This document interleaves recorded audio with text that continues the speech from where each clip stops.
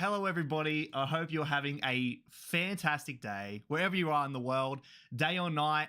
Time zones are weird, but we are out here having fun, chatting about One Piece and everything else that we want to chat about. Um, now, during doing these sorts of live streams and chats with people, I've been connecting with a lot of creators, some new friends.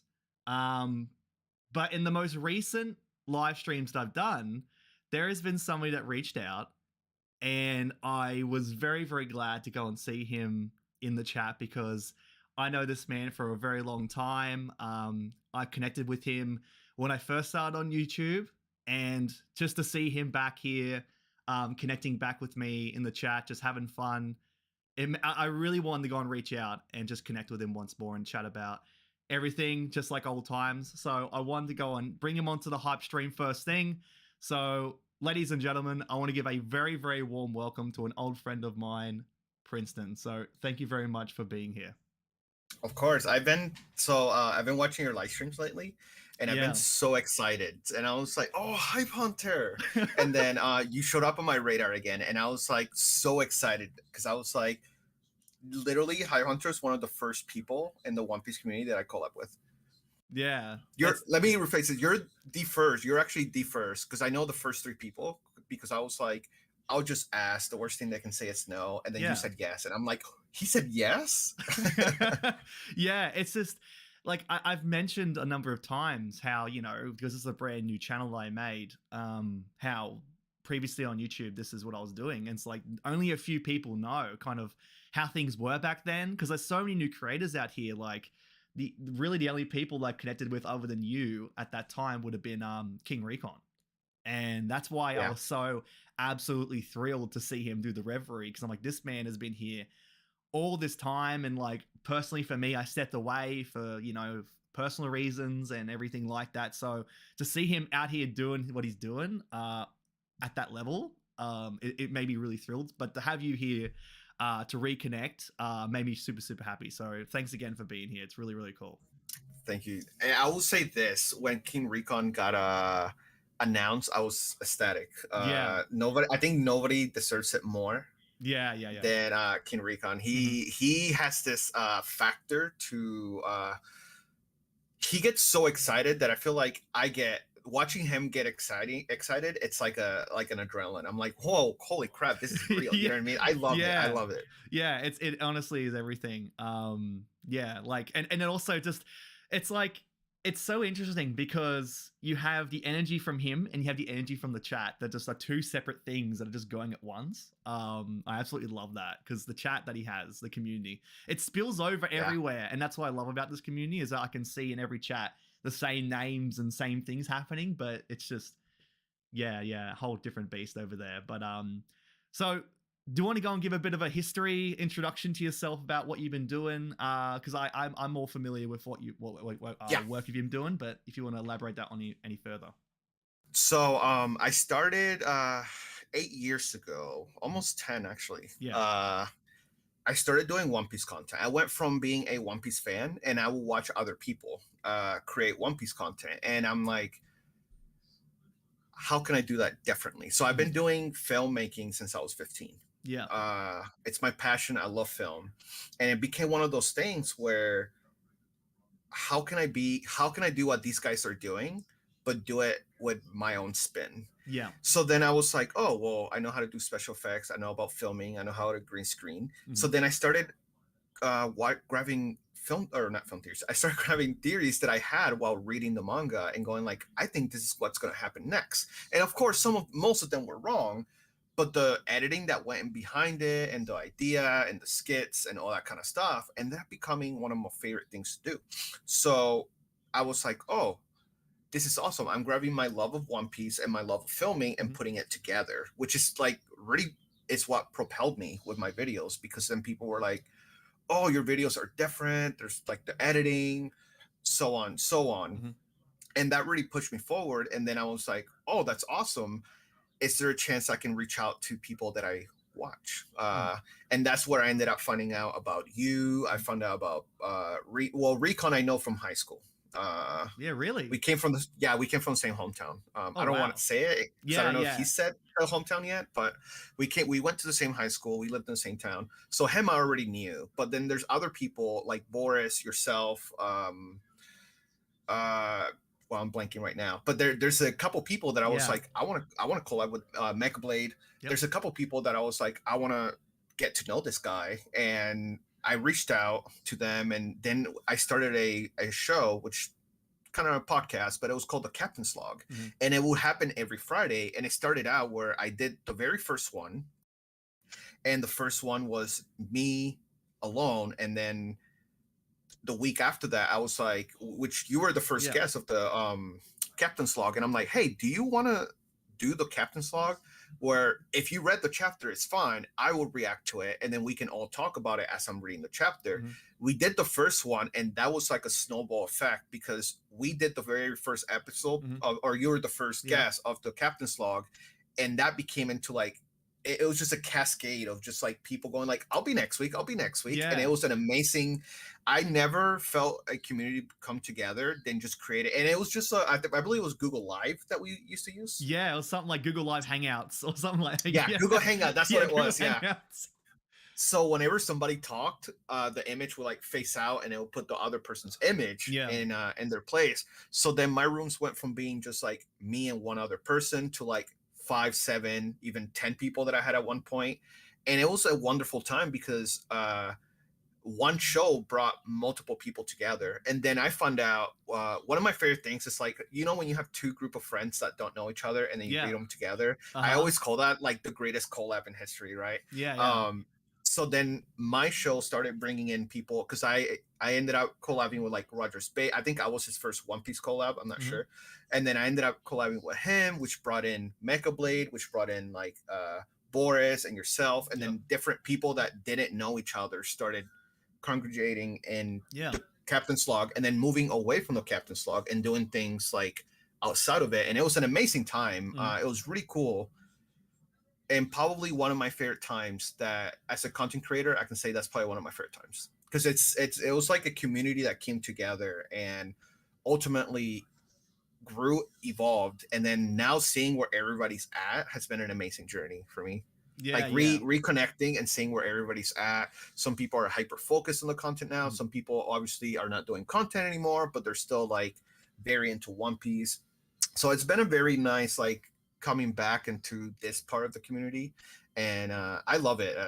I'm so excited. Yeah, it's honestly like in case anyone didn't know, but yeah, it's this format. Doing the hype stream was directly inspired by your Captain's Log, because I absolutely loved the whole thought of just reaching out to different people and just chatting with them like in an interview kind of chat format. That's so much fun, and getting to connect with everybody just in a chill way is really, really cool. And just because we're in our own little bubbles, and it's like to reach out and just chat with somebody else about not just the content, but doing stuff similar to what you do and being able to bond with that is really, really neat.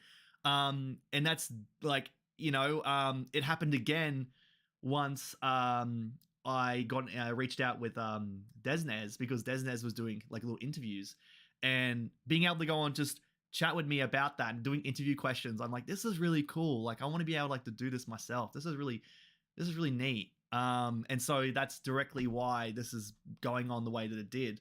Being able to bring as many people as I can on here and connect with people. And like, there's going to be a lot of people on here that people may not know about. Like, I personally didn't know about Chestnut Tanuki until it was in the comments saying, hey, you should go and interview her. And seeing her journey doing short form content was such a unique thing. And I would have never had that unless we had this platform just to reach out and chat with people. So I really am, it has been a great inspiration for the Captain's Log to carry. I would say this, your thumbnail game though, I will say, right before we went live, or I guess last night, he sent me 2 samples of a thumbnail, and I looked at that and I was like, bro, your thumbnail game, it is insane. I know creators that are in the millions that put out the most dog, like bottom of the barrel quality. Are we past 2 minutes? Okay. We can swear. Yeah. I held myself. Okay. I have seen creators that are in the millions that post the most crappiest, worst thumbnails, and I saw yours, and I was like, no shot. This is his thumbnail. I saw it, and then I went through your channel, started going through it, and I'm like, bro, no, this is so good. It's such a thing. Like you know, like I have such great pride and fun coming up with like thumbnails and titles that are really engaging and interesting and really neat. And then also I've had this hyper fixation of improving my quality whenever I could. And honestly, that was a bit of my downfall the first time around when I did content, like, 7 years ago, where I was, like in my room, like not having a job, having a really entry level webcam. I was using a like Guitar Hero like microphone, using it with Guitar Hero, and I like went and got like a sock or foam over it just to make a thing. I really tried to make as much quality as I could, and I wanted to make it bigger and better with editing and ideas. And it was just never enough to get to that point. When I came back here to do content, honestly, the biggest reason why everything looks as well as it does is because of my fiance. She boasted about it in the video I just did on the live action One Piece trailer, because I got her opinion to react to it, and she's like, well, she was playing it up for the video, being like, oh, I'm a media, I'm an expert on media, and I do this and this, but actually she does, like, she works in media, she works in this sort of stuff, so she has a lot of programs. And when I said I want to do YouTube again, she's like, all right, we need this, we need lighting, you need to use, instead of using Sony Vegas to make your thumbnails and editing, we're going to get you onto that's how I used to make them. I was like, this is all I know. She's like, no, Premiere Pro, editing, there's a program. Photoshop. Yep, there's a program called Canva where it has all the things to get like logos, thumbnail layouts, everything. She like pretty much made a whole branding template for me. And honestly, it's been the easiest thing just to hop on here, make the content, and hit the ground running. But yeah, I take a lot of great pride and fun in making thumbnails, and as well as like, yeah, like people can hop on and it's like an event. Like, it's just I want this to be kind of like an event that people can hop on. So who's the new guest? Oh wow, that's really cool. And yeah. So in other words, you found the cheat code.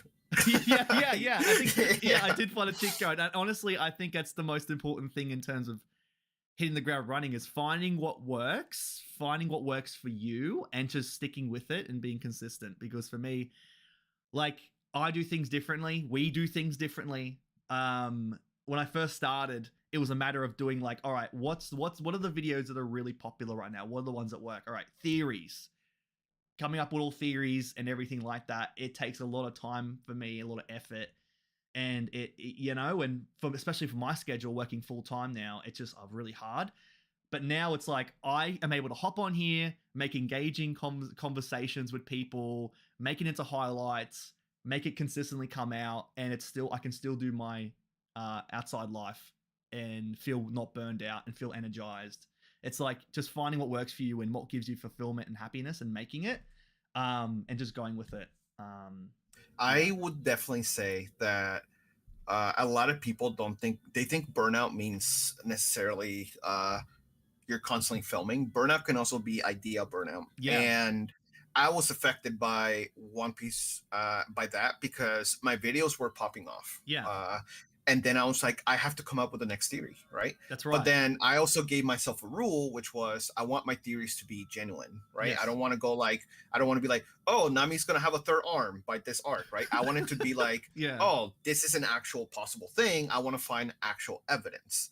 And I ended up having this burnout where I felt like my videos were all editing and then no substance, because any idea that I had at the time, I already put it out there. Yeah. So then I started reaching out. So I have a notebook where I have One Piece theories on, which I think that will make a phenomenal video series, going through like failed ideas. I literally have a notebook full of theories. Yeah. But I ended up having the problem where like these ideas didn't feel real because I was forcing myself to come up with a theory. So then I'll find like the smallest thing in the manga and go like, oh, I can make a theory out of that, And then I was like, that's not fun. I ended up feeling burned out because it's like, oh, visually my videos look good. Content-wise, not so much. So I posted one video that I wasn't happy with, and then I posted that video, and then I put this mental stress on myself of I have to be better. I have Yeah, to. This momentum is moving me. I need to make sure to push that momentum to that next level. that's right. And forcing yourself to do that will burn you out mentally so much. It's sometimes that burnout is not necessarily the content, it's the process getting to the content, especially when you add things like not having good equipment. A lot of people don't have the luxury of having the good equipment. So now not only is your content physically gonna take a hit, but now you also, if you have mental burnout, that's another hit. Audio, very important, right? Audio is probably more important than video. Now, a big problem that a lot of people have, that when you create something and you go to watch it back and you see all the imperfections, it literally shreds at you. Yeah. My mic died in the middle of a captain's log, and my wife at the time was my girlfriend, let me use her mic. I plugged it in the worst quality ever because she doesn't do voiceovers like I did. And that was, for me, that destroyed me, right? Because here I am putting out a video that I wasn't happy with. Now my mic dies in the captain's log. So there's a lot of burnout, and that burnout really does, like, that burnout, it's low-key very dangerous because it kills your motivation. And then as you see other people rise and you're seeing yourself kind of stagnant, that's when it really gets into your head and you start saying, maybe I'm not for this, or maybe, like, why am I doing wrong? You know, and sometimes we don't see what we're doing wrong until somebody tells us. That's right. And I really do feel that you echoed exactly what I dealt with the first time round, because I had that rise where things were not the same as, like, where how everything works right now in terms of content and the way it gets pushed is so different back then. Like, back then I put out the video of, like, here's a Zorro eye theory, and it got like 1.5 million views, and it's like I did it again here, and it's just now like maybe like 1,000 max. It's just such a different way of doing things. I mean, also the landscape of creators wasn't as broad and deep as it is right now, so it was a chance to get exposed like that in a big stage. But yeah, having that burnout, how I'm like putting out theories and getting a lot of traction and a lot of subscribers rapidly, and going, all right, I have to come out with a next big theory. I have to make sure it's edited well, sounds well, and just keep improving. It did put a lot of stress on me. And because I didn't have anything else in terms of work, this is all I had. So it's like I have to put everything I have into this. And when things started to slip up, ideas were running thin. Other people were going faster than I was. I was stagnating. I took a week-long break, which would turn to 2 weeks. Coming back was hard to come back to after that long of a wait. It really got to you mentally. And that's partly a reason why I left. And because during all that happening, you know, I met my now fiance, and it's like, well, priorities are, I want to go and build something with her. I want to move in with her and do stuff like that. So it is a very stressful thing. It's an important thing to recognize. But and then now, that's why this time around I'm making content that I feel super passionate about. It's really extremely fun for me to make. I have a support group around me. Like, my fiance is so supportive of what I do, and she helps. And you know, the video I just put out of us reacting to the live action One Piece has just gone crazy, because she was happy enough to collaborate with me to give her opinion on something that I care about and offer that sort of advice. So I really grateful to have a support group around me and to make content that I enjoy in a way that's not stressing me out, not taking up every bit of my free time. Yeah, so that's super important to do, especially when you're doing content like this. Yeah, I agree. Also, I learned that I have learned over the years that you don't need creator friends necessarily to be successful, but you do need a support system. That's and right. that support system doesn't necessarily have to be the people immediately close to you, Yeah. but people that are constantly checking on you, friends. I'll say not people, I'll say friends. Yeah, yeah. Friends that are watching your content and saying the truth. Hey, this is where you can improve. Or, hey, next time, try doing this instead of this. It's not, criticism's always harsh until it comes from somebody that genuinely wants you to advance in life. That's right. And I learned that, like, having a good support system of people that are in the same field as you, or people that are interested in seeing you, like, climb up the ranks, not necessarily in the same field as you. Yeah. makes such a difference. Having one person say, I got your back. What's your next project? How can I help? What can I do? Yeah. What do you need? uh Makes a complete difference. Like over, like I cannot stress how much having a good support, and then having a core fan base, whether it's 5 people, Yeah. 7, 10, or Mhm. hundreds, right? Having somebody that will watch whether you do One Piece content or you're doing like Minecraft content Yeah. or whatever, having people that are watching you for you rather than your content also makes a huge difference, which was a big struggle that I had. Because I can do, so as a filmmaker, I wanted to do skits, I wanted to do comedy bits, stuff like that.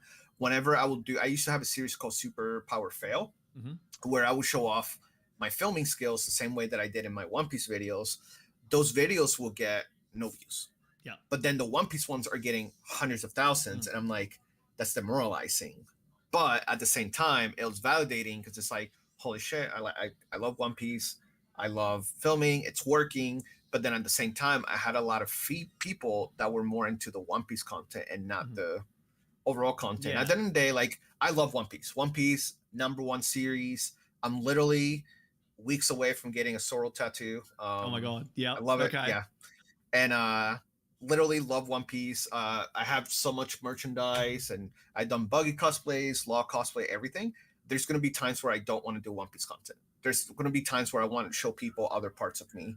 Yeah. And at the time, I struggle with that because the reception for things like Minecraft or like another anime at the time or whatever were just not taking off. That's right. And that was tough. But then now I have a common fan base where if I stream, like for example, I'm streaming on Twitch now, whether I stream Try Not to Laugh or I stream Yakuza Like a Dragon, I have the same people there. And that right there is very powerful because whether it's 5 strong, 10 strong, those people are supporting you through everything.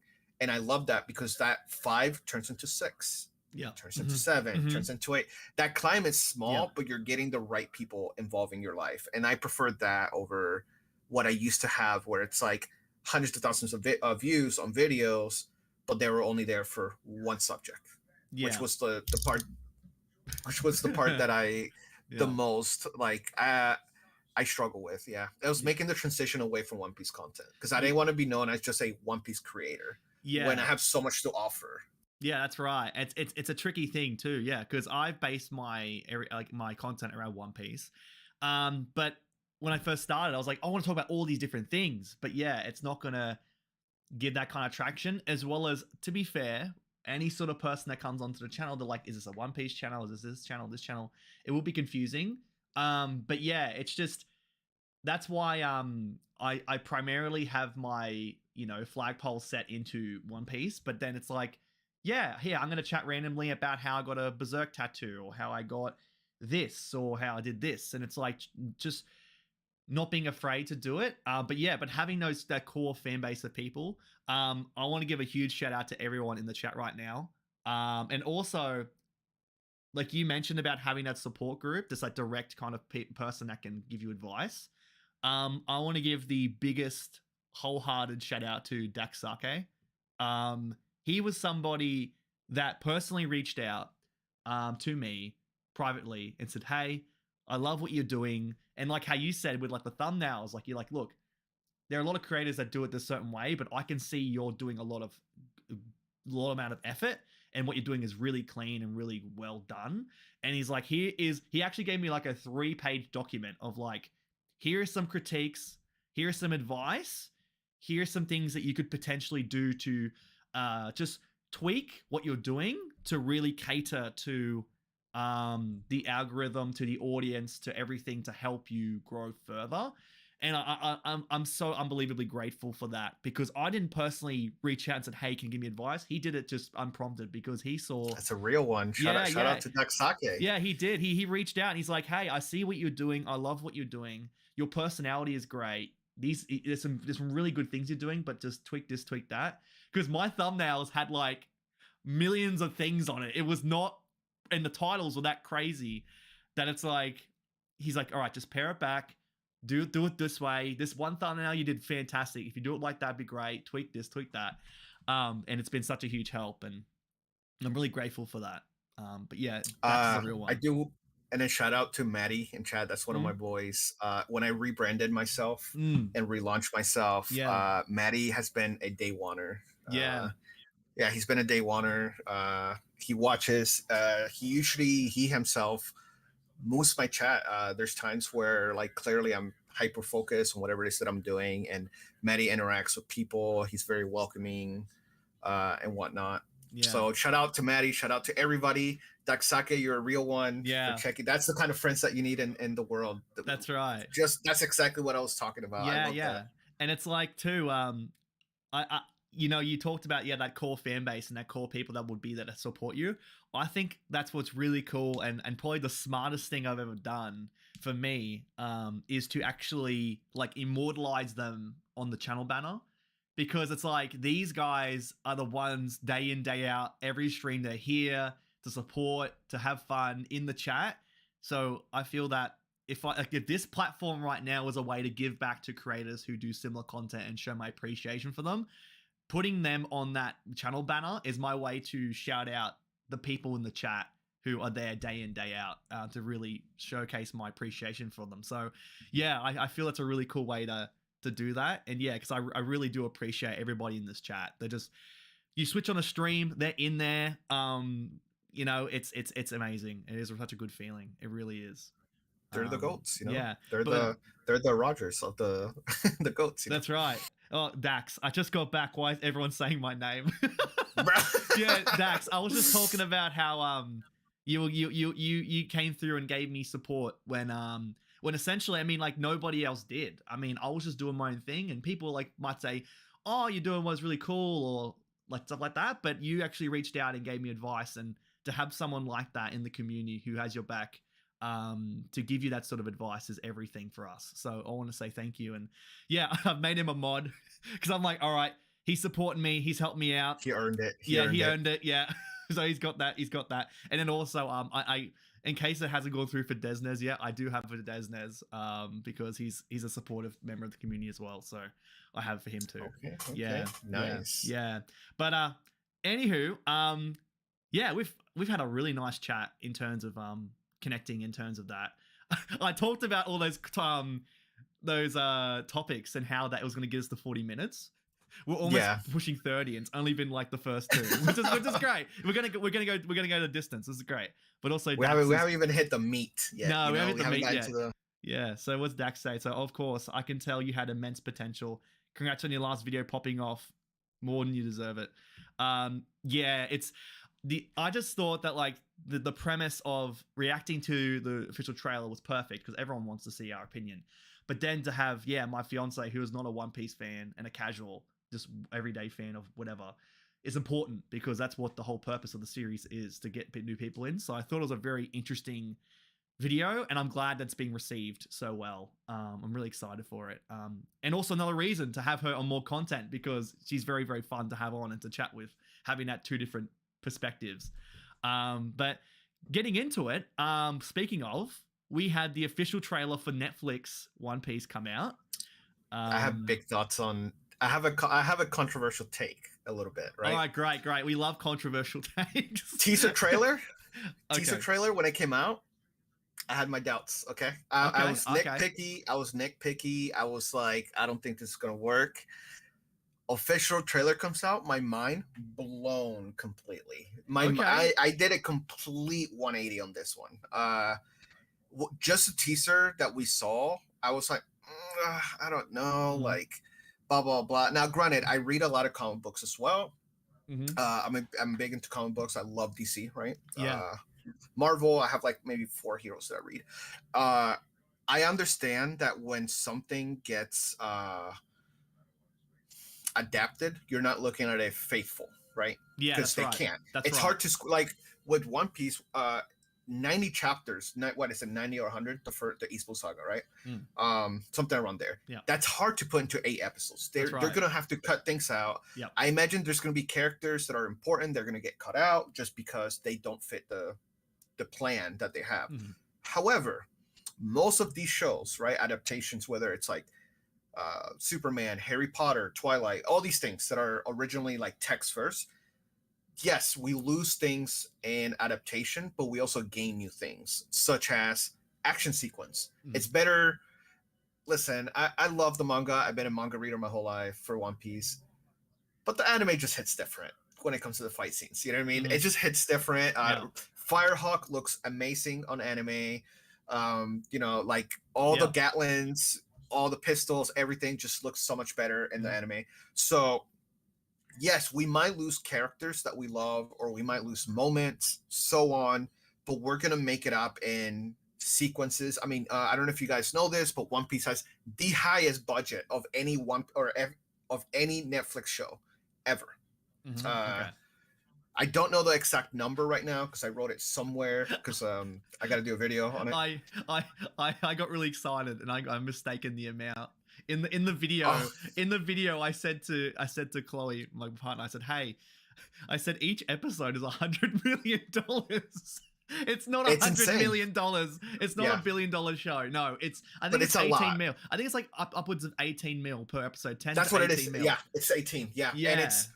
And that's the highest of a Netflix show, right? So I already know that, like I said earlier, we might lose iconic moments, but we might get that back in fight scenes. I was wondering how they're gonna do Sanji's fighting. It's the one that I'm a little concerned about, right? Guys, I'm a filmmaker. I've been doing filmmaking since I was 15. I didn't know. There's two things actually that I want to touch on filmmaking wise. The stretch effect that Luffy does, it's one of the hardest effects in Hollywood. It's the reason why we don't have many heroes that do that. If you go back and watch Fantastic Four, even a multi-million-dollar studio still struggles to do the stretch effect. That's going to look wonky. We're just going to have to get over it, right? The stretch effect looks odd when people do it because it's unnatural. Like, how do you make a limb stretch and make it look proportional, make it look natural? It's very hard to do. I already came. I know this because I come from film background, so I already came to the conclusion. Stretchiness, it's always going to be a little weird, wonky. And then the second thing I was worried about was Sanji's fighting style because I was like, Sanji's my favorite Straw Hat. It goes. I like the Monster Trio. All three of them are my favorite. Cliche, right? But Sanji's fighting style is one of the funnest ones to watch in the anime. And I'm like, how do you translate that and not make it look too cheesy? Because these fight scenes are quick, right? That's right. They're very quick. And in the anime or in live action, it's hard to do quick fight scenes without confusing the viewer. And then I saw the trailer and I saw a glimpse of it, and I'm a fan. I am a huge fan of Sanji's fight style. I know that the clips we saw were very slow moving in theory, right? There are 1 or 2 second clips of they're slow moving. That's how you do a fight scene in action movies. So a lot of action movies do the whole pew, pew, pew, pew, like John Wick, right? So John Wick fight scenes are not seconds long. They last a while. They're fast-paced fights that last a while, but they take breaks in between, right? That's how I think the fight scenes with Sanji are going to be. I think that it's going to be like 4 kicks, talk shit, 3 more kicks, talking some trash, 4 more kicks, and that kind of stuff. I'm all for the Sanji fight scenes were amazing. That is what got me. Like I said, I watched the original teaser trailer and I was disappointed. In my video, I even talk about it. I watched the official trailer and my mind just completely blown. I think that One Piece, this is for 2 people, right? From what I've seen, this show is going to be for the casual fan. And it's going to make them not read the manga, because I'm going to be honest, casuals are not going to read the manga. They barely read comics, but they're going to watch the anime. And I think that's the whole point of this Netflix series. It's to have your casuals find out finally about the greatness that is One Piece. But there's Easter eggs in there for us super fans, because when they show the poster board and Luffy's looking at the wanted signs, my mind, I even posted on Twitter, my mind blew when I saw Cavendish poster. I saw Bellamy's poster and Foxy. I was like, no shot. No shot. We're getting these posters. I thought that was amazing. The Cavendish one really threw me off guard because we all know we're not going to see him for like 10 years. Right? but the fact that they're showing this kind of stuff and they're showing that the world's bigger. Yeah. When you're making a show about pirates, right? This comes from somebody who watched Black Sail, somebody who loves the Pirate Caribbean franchise. I love the Blackbeard show that played like long time ago. It's an old show. It's from the 90s. I love pirate shows, and One Piece obviously about pirates, and world building is one of the most important things, even more important than character building, because in a pirate world, you need to show that pirates are not necessarily evil or good. And to do that, you use the world. It's how people react to pirates, how people, that kind of stuff. And in 8 episodes, I think they're going to establish the world. Just by showing those wanted posters, they're already showing that there's big pirates, that there are pirates that are being hunted, which is something that we were physically told but not shown in the East Blue. Yeah. And that's how I think that the One Piece series on Netflix, it's going to hit hard for hardcore fans. Yeah. And then obviously like casual fans will just ignore those posters. They're just going, oh, okay, Yeah. But us who know Cavendish, who know Foxy, who know Bellamy are going to be like, oh, yeah. But I think that's really important. That the key thing is to, if the successful, the successful nature of this is to get the casual viewer to watch it, go and pursue the anime, and then to get them to watch the entirety of the events of the Netflix series in the anime. And by the time they get through it, it's like, all right, let's just keep watching. Let's just keep seeing what happens next. And then it's just a natural thing to get through it. But yeah. I know that I wasn't. So here's the problem I had with the casting originally with the teaser trailer. Yeah. I wasn't a fan of Emily Rudd. Okay. This last trailer changed that completely. Yeah. I wasn't a fan of Sanji's casting because I feel like he looks very old. Yeah. But watching him in action, the scene where like he saved Zoro, right? As Zoro's like, I don't need your help, right? Seeing them together and then seeing all those Straw Hats together made me realize like this looks good. It looks good. I was nitpicking, and we talked about this before, where I think that a lot of fans are going to nitpick the show. Yeah. Out of love, not necessarily. I think that we're very passionate, right? That's right. Like imagine if like Nami had purple hair, right? Yeah. We're gonna nitpick because she doesn't have purple hair, right? But at the end of the day, she's still gonna be Nami, right? Just like these characters are still gonna be the characters that they are. I think that we're going to be nitpicking, and I'm assuming you're going to be doing reviews on the episodes. I'm going to be doing it as well. Yeah. And I'm going to do the way I'm going to be breaking my reviews are going to be the good, the bad, and the nitpicking. Yeah. And the reason I say that is because when I watch Blue Beetle coming out, right? Yeah. Huge Blue Beetle fan. Love Blue Beetle. I love everything about him. I love his comic. When I watch that show, I'm gonna be nitpicking because he's one of my favorite heroes, right? Yeah. But nitpicking doesn't necessarily mean that it's a bad thing. And I think One Piece fans are gonna be nitpicking this show apart out of love, not so much out of spot. We're not gonna be like, oh, this show sucks. I think we're gonna be nitpicking out of love for the show, and I'm excited to see everything that comes out of this. I know that I think they're gonna have to throw things that are happening in the Grand Line into the main world to help build the world, because 8 episodes again, guys, is 90 or 100 chapters. I'm not sure. It's something around there in the East Blue. It's a lot to I mean, even 50 chapters, like there's just 50 chapters long. That's a lot to adapt into 8 episodes. So we're gonna be running through some things, and I think we're gonna get other things that never happen in the manga, but happen in the future, shown early. Like I wouldn't be surprised if like after like I don't know, like after episode 3 or 4, they show you Law over here, what he's doing right now, what Kid is doing over here, what they might start showing. It's 100 chapters.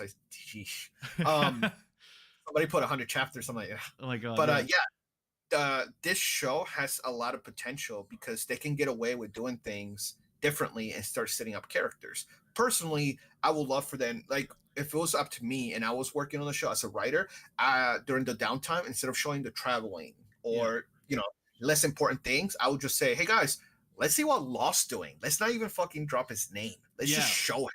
right? That's Let's show right. what Blackbeard or Ace or any of these characters are doing. We don't have to name drop them. You can just show their character, and then boom, they're done, and then come back to the story. So I think this show has a lot of potential. I really think this show is going to be a success, which Yeah. is like the complete opposite opinion I had just from the teaser trailer. Yeah, that's crazy. And I honestly am feeling like it's unrealistic to imagine, you know, because the length of time that this series covers, that, you know, having it adapted in live action, which honestly makes me think that maybe even like at the very end of this, they could even have like a glimpse into like the future, and it's like a glimpse of like current day Luffy and the crew, in live action for like just one quick scene, like, you know, kind of like in episode 1000 where like they're all like squared up in one. It'd be like, all right, I'm gonna take down Kaido. It's kind of like a really quick, this is where it's gonna get to, like kind of this is the future, and to kind of get people interested to be okay, I want to see that, and then to get into the anime. But yeah, to kind of really get the viewer excited, but get us excited to go, oh my god, they actually showed this part. This is really cool. I wouldn't be surprised if they did something like that just for the fans. I think it'd be really, really neat. That Nami scene's gonna break me. Yeah. Anytime I watch the anime, I recently rewatched the Nami Island Park part. Yeah. And it breaks me as a grown man, right? I can honestly say that scene tears me up every time. Yeah. Even though I know it's coming, I've seen it like millions of times, right? Seeing it in live action, I think it's going to break me as well. I'm not gonna lie. I think that scene, that's one of the most powerful scenes of the East Blue. Actually, that is the most powerful scene in my opinion in the East Blue. I think that every arc has that defining movie, Luffy moment. Yeah. I think the East Blue has one defining moment. I think no moment is bigger than Nami asking for help and us getting the 4 Straw Hat members power walking to Arlong. Yeah. I think that's going to be. I hope that scene gives people chills. I hope that scene sets the mood to. This is not just people playing pirates, you know, because that's what it is. Like no cap, that's what it is until Enies Lobby, right? It's just people. It's just the Straw Hats playing pirate, kind of going from island to island until like shit hits the fan at Enies Lobby. And from Enies Lobby forward, it's when the story like kind of gets really serious from that point forward. Prior to this, it was all fun and games. Now they're actually being hunted. Now there's actually danger. Their names out there. They're the enemy. They declare themselves. All that kind of stuff. And Luffy has a lot of defining moments, but that first one with Nami, I think it's a very powerful one, and that has the power to set the mood for the series. That's right. Yeah, and that's the thing too. Yeah, a lot of people have expectations, and especially because the tone of the series and how colorful it is and goofy and everything and silly. But then to have that moment is going to be the moment like, okay, there's a lot deeper emotion. What do you think of Arlong? I'm not totally sold on Arlong, honestly. I mean, a lot of people in the comments were telling me, oh well, it's really accurate as to how he would look in terms of his nose and everything. I'm like, well, still. Even if it is totally accurate, I'm still not on board with it. And also, there's only 1 or 2 lines, but I just feel like it was really played up. I'm not really sold on the mentioniness of Arlong. I wish he was bulkier. Yeah, he is quite, yeah. Yeah, but I will say this. There is one scene in the trailer that drove me insane. So I downloaded the trailer. Yep. Put it on my Premiere. So obviously I have a video coming out soon about it. The scene where Luffy gets thrown through the door, guys, go back, watch the trailer. Arlong, that's not even moving in that clip. He's just walking. And Luffy just gets thrown through a door. And I'm like, and I hope they fix it. It's so small, guys. I'm sorry. I'm a filmmaker. It happens. When I watch shows, I have this eye of an eagle when I'm watching something. And that scene, if you go back, and this is not going to break the series for me, but as a filmmaker, Luffy's literally flying out the door, and Arlong's arms are not moving in the slightest. He's actually just like moving. The motion in which he's moving doesn't show that he threw Luffy out the door. It's just one of those things. Where I call it the filmmaker curse. It's what I call it. Yeah. Because as a filmmaker now, when you watch movies or anything like that, you tend to look for these things. I wish he was bigger. It's like Yeah. I honestly, I think that we didn't get to see him a lot. We saw Mm. what, like 2 scenes maybe, Yeah, right? yeah. Maybe seeing him next to somebody else will help.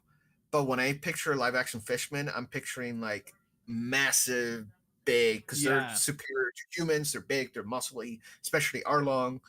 Um, I hope that when we see him next to Luffy, at least, Yeah.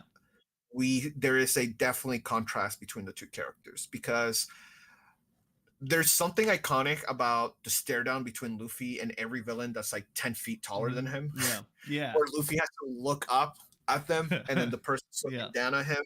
That's one of my most iconic. That's one of the most iconic panels. Happened with Doflamingo. Happened with Crocodile. It's happened with almost every villain that's Yeah. taller than Luffy, which is not that hard. Luffy's actually not that tall. I think Yeah. Wopol is it's the shortest villain that Luffy's fought. Yeah. Um, but I think that I hope that Arlong, we didn't see him like we didn't see a comparison basically. So I'm not going to judge it too hard, but I do hope that Arlong can stop being a little bit more menacing looking. Yeah. The nose, I think the nose is going to take a while to get used to.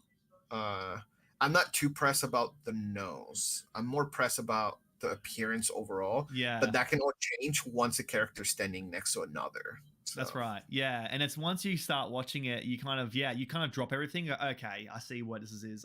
Like you kind of see, how it is. But yeah, just on first glance like that, I'm not totally sold. Everything else, I think it looks fantastic. It looks great. It looks very fun. The casting for Mihawk, spot on. Oh, I love it. I'm like, this man for Shanks, I'm not 100% sold. Like I paused it. I was like, it doesn't look totally. Maybe when he speaks and acts, it may be a lot better. Shanks looks like Ryan Gosling took a break from filming Barbie movie. Yeah, he does.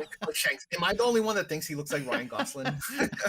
But yeah, just seeing him like, okay, maybe when he's acting and talking, okay, fine. But Mihawk, straight up, amazing.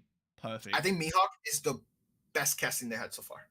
Incredible. I think Mihawk is the best one. Luffy's casting, I've been watching a lot of behind the scenes of Inoki, I think is the name of the actor. I think he's really good. I think that he's taking the role of Luffy as best as he can. I think he's having fun with it. Emily Rudd, I think she's gonna have to grow on me. Okay. I think that's a wig. I'm assuming it's a wig. It's like her hair. That's a big thing. Yeah, the wig. Yeah. And then Usopp, I fell in love with Usopp. I think Usopp looks amazing without having the nose. I can look at that and say that's Usopp. Yeah. Zoro, I think Zoro's perfect. Yep. We're used to seeing Zoro though be, like a big strong man, even in pre-time skip. Yeah. So we'll see how this plays out. I have no problem with the casting. Sanji, I think Sanji's fun as well. Yep. But when I saw the Mihawk cast, there's 2 castings actually. Yeah. Mihawk and Buggy. Yeah. So Buggy, one of my favorite characters in the whole world. I think Buggy is probably one of the greatest things to ever hit One Piece, right? Mm-hmm. I love on the teaser. I was like, oh, I'm getting like Joker, Riddler vibes from Buggy. And then I saw the trailer, the official trailer, and the cannon and everything. Oh, I got chills. That's Buggy. Like in the teaser, that's like when someone talks about this crazy, scary clown pirate. That's like the vision that they're gonna show of what he looks like. And then when you see him, that was in the official trailer. I'm like, that's Buggy. That's totally Buggy. And I think it was really, really cool. Like the scene. Buggy's casting was really nice. I actually saw the actor outside of the makeup for he did a convention recently. Okay. And I was like, that's the guy playing Buggy? Didn't recognize him at all, Yeah, wow. The casting for Mihawk, man, wow. I have never seen a casting as good as this one. Like, again, if you show me that is like, we're talking about, I've seen cosplays that are good. Yeah. This one, literally, like, man. Oh, and Roger, what do you think of Roger's casting, by the way? Roger, I was like, my initial reaction to it was him doing the speech about to die and laughing. I was like, this is very like haunting, like very horrific. Like, it's like, here's this guy about to be executed and he's talking about all this stuff and he's just laughing. Like, it was like very kind of, whoa, like very crazy. And people in the comments were telling me, well, you know, he has the illness, so he's gonna die anyway. That's probably why he looks sickly. But I was like, maybe. But I'm like, it was a whole different feel seeing it in live action. Like a whole I know different that feeling. a lot of people were talking like his teeth, and they're like, "Oh, his teeth." I'm like, "They're pirates." They're pirates. That's right. Yeah. People are forgetting that One Piece is about pirates, Man right? was in a cage. Man was imprisoned. Man, yeah. He's like, what? He's the literal pirate, guys. Hygiene is the last thing going through their heads. I promise you. And just to put this out there, while One Piece is about pirates, a lot of the characters don't look like pirates. Yeah. Gold Roger, it's one of them. He's one of 3 pirates that actually look like pirates. That's right. Blackbeard. Blackbeard literally looks like a pirate. Yep. And obviously Whitebeard. I think Whitebeard also looks like a pirate. But man, Roger's look threw me off a little bit. It threw me off, not in a negative way. It was just like, he looks like a fodder. He looks like a background character. But here's the thing is, again, it's hard to translate some of these characters into live action. Like, there's a couple characters I'm interested how they're going to translate them. Characters like Whitebeard. How do you show Whitebeard in live action? Like, how do you show this man who has 20 what are they called? 20 pack. Yeah, 20 pack, right? Yeah. How do you show off somebody like Akainu, the 3 admirals that are massive, right? So there's characters that I'm very interested how they're going to show them off. I know we're a long way from Whitebeard, but I was just saying that as an example. So Big Mom. Big Mom. Some of these characters might end up looking way different than in the live action because it might look weird having a 30-foot giant, right? Yeah. So instead, we might have a normal sized Whitebeard, and that's what I'm thinking with Roger. A lot of people's complaints is that Roger wasn't buff because in the anime he's literally built like an assassin. Like this man literally is insane, right? In the live action, he's not. Well, I mean, every character in One Piece in theory is very buff, and they can't buff everybody up. It makes if everybody's buff, then nobody's gonna look buff. Everybody's gonna look average. And I think that Roger's gonna be the first person to Roger is going to be the first character to fall victim to that, essentially. Yeah. So I think Roger's going to be the first of the long list of characters like Whitebeard, Blackbeard, characters that are like in One Piece, their designs over the top, and I think here they have to like normalize the look a little bit. I can't think of another character in the East Blue that will be affected by this, other than Arlong. Yeah, but we saw him. Yeah. But even Arlong's not that far different compared to Whitebeard. Whitebeard, right. Big Mom, Kaido. If we ever get there, we're not getting a full blown like. That's crazy. Yeah, we're not getting what the anime has. You know. No. Yeah, but in saying that, I just want to say again, shout out in the chat. I believe you mentioned as well previously about people you're connecting with early on was like Mecha Blade. Yeah, he's my boy. He's in the chat. Yeah, I was gonna say I saw him in there. I was like, yeah. So shout out to Mecha Blade, and now one of my day ones. He's been watching me since over 10 years now. Yeah, wow. Yeah, so shout out. Yeah, nice for you to be here. That's really cool. So with that being said, guys, if you have any sort of comments, any sort of questions, just throw them in there because we'll get around to that at the very end when we wrap up. But quickly, I want to just go on touch base about the most recent chapter as well. Chapter 1088. My heart cannot take it, bro. I can't. Dude. Yeah. Okay, just first thoughts. Just throw them out there. What are your thoughts after that chapter? Okay, so I'm gonna sound like a hater for a second here, guys. Okay. All right, I'm prepped. I'm not a fan of Colby. I don't hate him. Okay. But anytime he's in a chapter, I'm like, meh. I thought it was impressive when during the Reverie and he defended a ship. I thought that was cool and whatnot. I haven't seen enough of Colby to become a fan of Colby, right? Okay.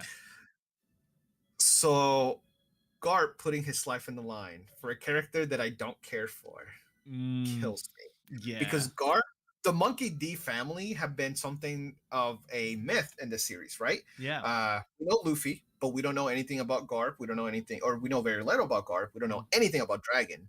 So in my wildest dreams, I'm like, oh, when we finally get Pinnacle Garp, right? Yeah. We're about to get into some of the craziest, nastiest, like the most wild stuff with Garp. We finally get Garp.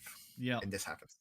And it's drive me insane. I'm like, I want to see Garp capture somebody like Aruj. Give me Garp versus Aruj against like a younger generation, and just have Garp absolutely decimate him, or somebody else like Bellamy or something. I don't know anything. I need to see some Garp wins. We know that he's older now, but one thing we learn about One Piece is that age doesn't really mean anything, because Whitebeard could have wiped the entirety of what's called Marineford. If his people weren't there and he went 100% with Devil Fruit, he would have been insane. So not seeing enough of Garb hurts. Yeah. So much. Oh my God. But I see what the writers I know what Oda's doing with Kobe. So I know that Kobe's gonna be the future, and I get it. I don't hate the character. I like Garp more. Yeah, it was very startling to watch the live action trailer after reading that chapter and just seeing Kobe there and be like, oh my god, this is the dude. I'm like, just out here doing this is the dude out here doing these feats. What is this? What kind of steroids did he take? You know? Yeah, what? Yeah, he's. Oh man, but yeah, it was crazy. I was recently introduced to the Bogart agenda, and I was like, after the 1087, and I was like, oh, because I wasn't really aware of Bogart and what his position was. I'm like, oh yeah, here's this guy. He's the right hand man to Garp. He trained Helmeppo and you know, Kobe. He's been out here. He was shown before too. Yeah, he's there. And then here is Garp skewed like a shish kebab, skewered. Everyone's in disarray. I'm like, all right, this is it. This is the moment. You can step up now. By his own student, bro. That's so worse, part, bro. I don't. Why couldn't it have been Kizaru? Why couldn't it have been Kizaru? Why did it have to be Aokiji, man? I don't like. Yeah, but it's like, yeah, come on. So that was pretty full on to anticipate that and have no payoff. But the other thing is like, yeah, Kobe. I got real. I know. I thought it was really cool to see him like, you know, like Lee, in Naruto when he takes off like the weights and like goes and fights. I had that feeling, being like, why does he wear bandages all the time? And it shows like, yeah, he's been trained like 500 times harder to get to this point. That was a really cool build up. I like that, and it was a really cool payoff for Kobe. I'm like, but now I finally, like you, like I understand. I'm more on board with Kobe. Yeah, like I've never been a fan of Kobe, but I will say this: I don't hate the character at all. No, I know what his position is going to be. I know what the writer's doing with Kobe, and I don't hate it. I just hate the timing that a character as important as Garp, it's basically taken away from us in exchange for getting more Kobe, when in reality I want to see more Garp. Yeah, exactly. Yeah, like that's the give and take, is that now that Garp's going to essentially be on the way out, that you have a character now who's just suddenly going to reflect that same kind of ability and will and power of Garp in the new age through Kobe to lift him. Like, and to add to that as well, now Kobe has something to bond over with Luffy with, because Luffy obviously has fond memories with Garp, right? As a child. And now Kobe can share this with him. I think that I don't see a scenario where Garp, I don't think Garp died, because they said we don't know the outcome. But I think Garp will die. And I think he's going to die. I hope he doesn't. But I would love a world where Garp doesn't die and he sees his grandson become king of the pirates. I think it'll be funny. I don't think he will like it, but I think it'll be funny. Yeah. But if Garp dies, I think it's going to happen in a scenario where Kobe will fail at saving him. Yeah. Which can set up the story for like... So one of the things that is very interesting about the newest chapter, and I've been saying this for a while, the government is very corrupt. And you have people with good intentions like Sengeku, Corazon, Hina, Suru, Kobe, Helmeppo. I will go as far as say all three admirals actually have good intentions. They just go about things differently. Even Akainu has good intentions from what we've seen. We haven't seen Akainu go like, oh fuck this guy and like kill somebody. Yeah. Usually Akainu actually is a good guy. He just does his job too much. So earlier I said I love pirates. A lot of people don't know this, but Wood Rogers was a pirate hunter. Wood Rogers was the most successful pirate hunter in the world. Okay. Pirates feared his name when they heard him. That's who Akainu personality wise is based on. Mm-hmm. He's based based on a Japanese actor. His agenda, everything about Akainu screams Wood Roger. If you guys have time, just Google Woods, Woode, mm-hmm. Rogers. He is literally the most notorious pirate hunter. He will get from the biggest names in the world at the time. His ship literally struck fear into pirates. That's who Akainu is. Wood Rogers was known for going over and above to get a pirate. Yeah. And that's what Akainu is. Akainu's not necessarily a bad guy. And we've seen this. We've seen he doesn't agree with the Gorosei. Yeah.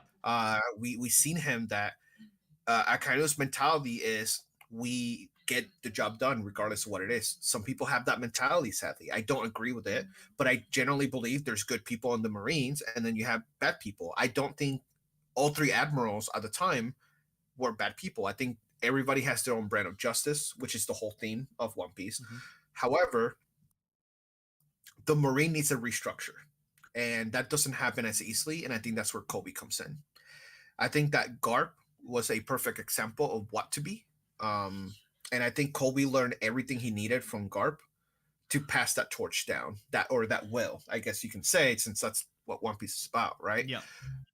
Luffy has Roger's will, Sanji has Saf, Zoro, Kuina's will, I guess. Yeah. So, Nami, obviously, everything that happened, everybody has that will, and I think Kobe has Garp, and I think that Kobe is being positioned to be the person who breaks the walls of the world government and rebuilds them block by block. Yeah, absolutely. Yeah, I totally like do. By end of series, I see Kobe as the upper echelon of whatever the military forces, followed by him. Yeah, for sure. Yeah, and yeah, I'm really interested to see what that kind of new restructure of the world government would look like with someone like that in that high position. I definitely do think, but I agree with a lot of your points. I think there's one that kind of stuck out to me. One of it was that they all have good intentions, but they kind of do it that kind of different way. Except I think for Green Bull. Green Bull is flat out like, I don't care, you're gonna die. He is flat out just like no redeeming. Do you watch or do you read My Hero by any chance? No, not my no. Okay. I was gonna make a comparison. Green Bull is just a cosplayer. I'm just gonna say Green Bull is just cosplaying as an admiral. Okay. Green Bull, like there was so much hype. Okay. So I made a theory about it years ago. He was name dropped so long ago. Yeah. Right. And keep in mind, I stopped doing One Piece videos 8 years ago, right? So he was name dropped 8 years ago. I'm thinking, oh, he's going to be a Logia user because that's the gimmick for the admirals at the time. Earth, Green, Bull, Terra, Earth, right? Yeah. Which I guess people weren't that far off, right? But I was like, oh, either he's a Logia or he's going to be a not a Primicia, a Soen. Yeah. And I was like, I'm thinking like, oh, he's going to be a Soen that turns into a bull or whatever, right? Yeah. Then I saw this character and I'm like, I don't think anybody expected this character, especially with the hype for this character, right? Yeah. I don't think anybody expected this. And I was deeply disappointed, especially at him running away at sensing hockey. Yeah, that sensing that and going into putting his Crocs in bitch mode and leaving literally drove me insane. I was like, what? Like he's out here stepping his foot down going, you're gonna die, get these people right now, I don't care, we're gonna get this done, very fierce, very, very, very intimidating. And then there's a bit of hockey. Oh, sorry, I'm gonna run. It's just like, okay. Yeah. All right. I don't like to power scale, but I'm gonna be honest. Okay. I don't like power scaling. I really don't. Man, it's hard to put him anywhere near the actual admirals. Like, Man went after Queen and King when they were down, and just like it's like, okay, all right. it's hard for me. Like I said, I don't like power scaling, but I'm having a hard time putting him at the same level as the other admirals. I am having trouble putting him as the same level as the rear admirals. I'm struggling to put him in that bubble of like, where are you strength wise, right? Because it's like all you did was sense the hockey and you went straight bitch mode, no backup, no radio, anything. You just went bitch mode and left. And to me that was too wild. I was like, bro, he literally puts his Crocs in sports mode and he yeeted out of there. I never seen people bitch out in One Piece the way that he did. Yeah, true. It Like, was Admiral. That's right. Bro, we have a blind admiral that didn't do this. Yeah. we have a literally disabled admiral who didn't bitch out. He didn't bitch out. Like, it's insane to me that Green Bull, with the hype that he had, it's like, oh, I'm dipping. Oh, Shanks? Nah, let's go. And I'm like, bro, like Fujitora is blind and he fought like 5 motherfuckers. Like during he fought Sabo at Revolutionary. Like he fought Zoro. He fought so many people and he didn't bitch out as much. So it's, for me, it's like, I'm so disappointed, man. I'm so disappointed. I agree with that. I was about to say, Fujitora is like out here, and you can tell, like, power scaling wise, like, oh, this dude means business. This dude is an admiral. Like, okay, man's disabled, but he's out here fighting everyone, and like he's like, come on. Greatest addition to the admirals was Fujitora. His character is very interesting. What he stands for, his type of justice, it's perfect. His act at Dressrosa, chef's kiss. Bowing down to Riku, oh man, that was powerful for me. I know Akainu doesn't like that because Akainu is about like the Marines have to look strong at the end of the day. That's right. And what Fujitora did, while it does compromise the look of the Marines, I think it also shows humility for the Marines, which is something that the Marines don't show. Marines don't. People like Spandom or CP0 don't care about life. No. And I think Fujitora showed humility. He showed the human side of the Marines, and I think that what if Fujitora is still alive by the time if Kobe ever becomes, I think Fujitora will be up there with him, because what Fujitora did has been something that we have not seen a single Marine do. Yep. Not a single Marine has ever done what Fujitora. Not the bowing down, just showing the human side of. That's right. Of them. Even like Aokiji letting Robin go. I don't even think that's as impactful as Fujitora showing like, hey, we messed up. Yeah. Admitting, hey, we're not perfect. We messed up. We apologize. Let this go longer than it should. And I think that to me made Fujitora one of the greatest morally, his moral compass made him the greatest admiral till this day, because none of the other admiral, even Garp, I love Garp, I love Sengeku, they haven't shown that either. We know they're good guys, but they have never shown the humility, like the goodness of the Marines. And I think that Fujitora literally became the GOAT for me when he did that. He showed weakness at the right time and he did it the right way. And I personally don't think it made the Marines look bad. I actually think it made them look good, to acknowledge like, hey, we messed up and this is not going to happen anymore. It's like Garp has shown that, but it's towards family, and he shows like a deep love and support and care for his family, and then everything else is just like a very one kind of personality, strong, headfast, legend Garp. Yeah, but with family, he's very soft and kind of really emotional. But Fujitora, he has a very humanizing aspect where it's like, he is humbled. He's like, I understand my place in the world. Things are bigger than me. We are not perfect. Yeah. Killer Comedy put Fuji is top 2 and he ain't 2. Yeah. So the end of the chapter. Yes. The egg island accident. Yeah. What are your thoughts on that? I'm realizing that it is much more complex of an event than I would have anticipated, and it's gonna be bigger than what everyone thinks. Like for me, it's like, oh, Luffy's gonna clash with Saturn, or Vegapunk's gonna die, or one thing or another thing.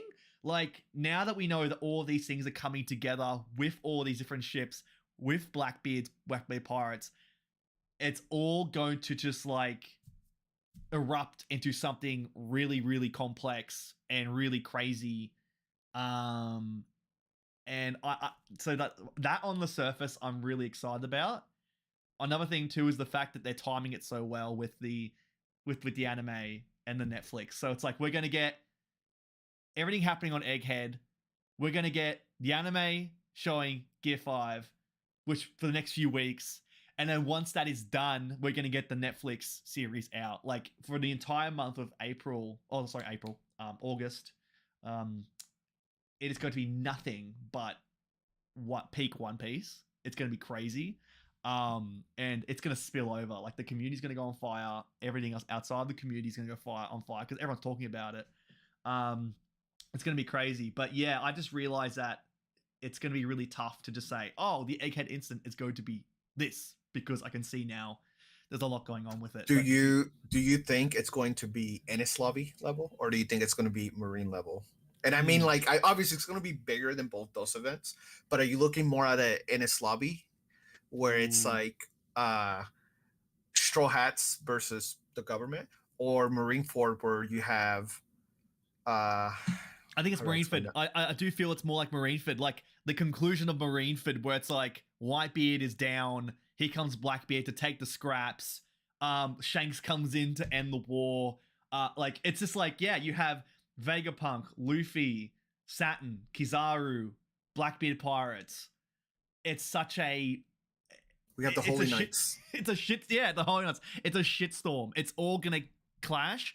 And it's gonna be insane. And I do definitely see that this being an event that the whole world's gonna talk about, because there's gonna be something crazy happening within it, like all this sort of chaos. I will say this.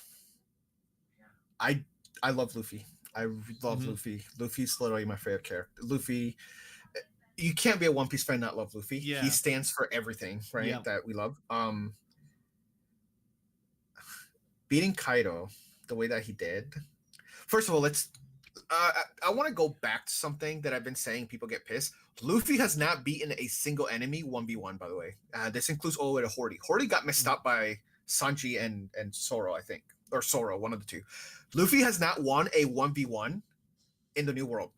Doffy, Law damage Doffy, Cracker, Nami. If Nami wasn't there, I don't know if Luffy would have gotten as far as he did. Katakuri had to injure himself so that him and Luffy can be an even playing field. Kaido bodied Luffy multiple times. Luffy has not won a 1v1 in the New World. He's needed help. He's needed assistance. And I'm not trying to take away from Luffy. Yeah. What I'm trying to point out is that while Luffy might have strength, he still has inexperience on his side. And I think that's going to come to play in this arc. And I think that in some way, shape, or form, we're either going to get Dragon, Shanks. Okay. We are going to get a huge appearance. Somebody big from Luffy. Somebody big has to come to not Luffy's rescue, but maybe to even the playing field, right? Yeah. Like, there is a lot of Marines that are going to be showing up. I think. I personally believe Luffy will not be the person. How do I word that? I have to be careful how I word this. Okay. I don't think Luffy will be the person that will be the game changer in here. Okay. Even with Gear 5, which is still something new to him. Even with Gear 5, I don't think Luffy's going to make a huge difference. And the reason I say this is because we're getting Saturn, which we don't know anything about. We have a Holy Knight, Figard, I think was his name. Yeah, which we don't know anything about these guys, right? And just using anime logic, usually you sent your father first. Yeah, using anime logic. So I don't think Luffy's going to be the change in here. I think we're going to get another party, whether it's the Straw Hat Alliance, which is very not likely. Maybe Law. We know that Beppo is carrying him into the ether, right? It could be it's definitely not going to be Kid. I'll tell you that. Yeah. But No. it could be. Yep. There's so many factors that to come in, and I don't think Luffy's going to be the game changing in this arc. I think that we're gonna get a rare Shanks sighting. We're gonna get a rare. I'm trying to think of another big character. Shanks, Dragon. I doubt it's gonna be Dragon. It might be. We might actually get a Shanks sighting in here. I really I mean, I feel that if there's any time for Dragon to make an appearance to really step things up, I feel that now's the time. He's been there for that Absolutely. long. He knows now the severity of what's going on from Sabo, from explaining everything, and like, you know, he understands Luffy's place now. Kind of, I guess. He has like, look, you have the textbooks there telling about the history and everything, and then now you can understand, everyone understands, or who knows, the people who know about Luffy's fruit and what it means, you know. However, I do know who's going to show up. There's somebody who's at this moment actively looking for Luffy, and people forgot about him. And I'm talking about the GOAT, the man, the legend, the greatest thing to ever hit One Piece. Buggy is getting retribution, which we know he is. He is actively looking for Luffy because Luffy stole 2 of his best contracts, right? The 2 giants. Do you remember that? They quit, and then the first thing they Buggy said is, "We're gonna hunt Straw Hat down." We didn't see him in Wano, right? No. I'm just saying, Luffy or Buggy just happens to be at the right place at the right time. He was in Marineford. He took clout for everything. To escape the Impel Down. He aided the Straw Hat. He literally took credit for so much in Impel Down. Imagine a new war that he comes in because he doesn't know that there's a coup happening here. He gets there, and then the Marines also get there, and now they think he is working with Luffy once again. Buggy is not game changing when it comes to combat or anything. Buggy's just really good at being at the right place at the right time, and I think this is one of those times. Being revered as a Yonko now changes things drastically, because we know that the Marines do not like it when 2 Yonkos get together, talk, whatever it is. Buggy getting there by accident, now we have 2 Yonkos in one place, which might maximize security even more than before. I think it would be weird to show that. Keep in mind, this happened all the way in Dressrosa. Yeah. So Buggy's been looking for Luffy since Dressrosa. That means that Buggy has been selling the seas for the Thousand Sunny to get his payback because Luffy screwed him over, right? Took away his best 2 people. And I think that Buggy will be here in some way, shape, or form or capacity, which will only add more heat to the tension because he is a Yonko at the end of the day. Also, Mihawk is with him, and you have Crocodile, and we don't know who else he could have gotten with him. I've seen a lot of theories about Don Flamingo. Obviously, somebody has Don Flamingo that's not the world government anymore. At least theories are that either Don Flamingo's working with Buggy, Don Flamingo was working with Kaido. That's one that people said. Clearly, that one's wrong. I don't think we've seen the last of Dofi. But I've seen a lot of theories about Dofi recently possibly being with Buggy. I don't think that's it. I think that something like that will be in the news. You know what I mean? Like something that big. Yeah. But I will say this. I think definitely, like I said, I don't think Luffy will be the game changer in here. I think we need a Dragon. We need a Shanks.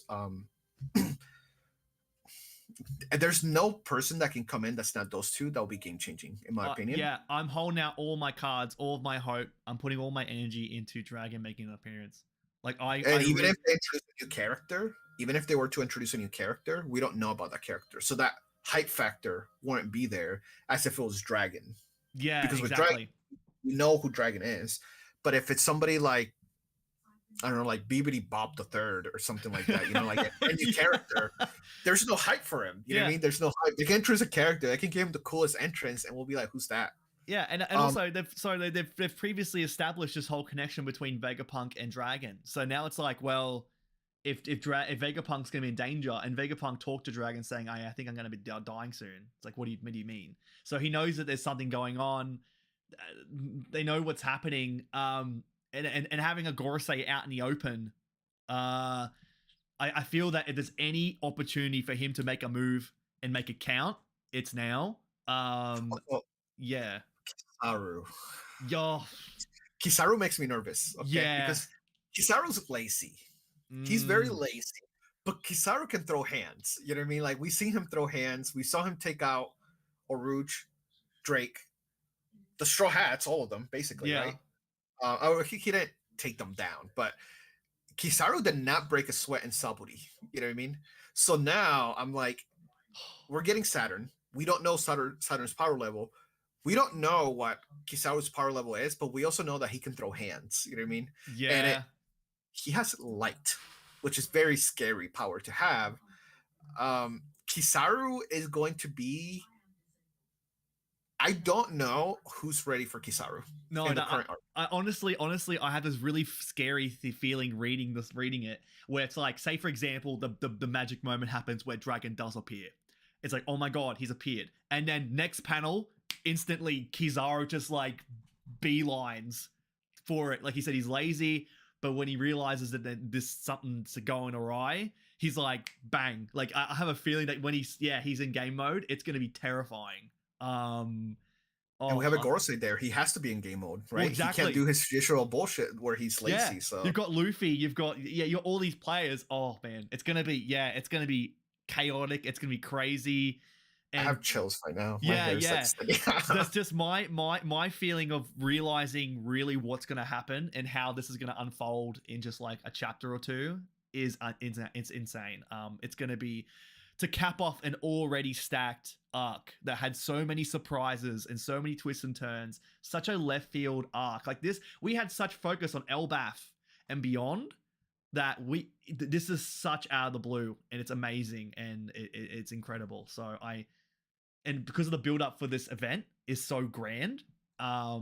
and having Law being defeated, Kid being defeated, and now leading to Luffy, yeah, the stakes are really high. And I do feel Luffy being defeated in some capacity would make sense story wise, because you need to establish that these are the big players.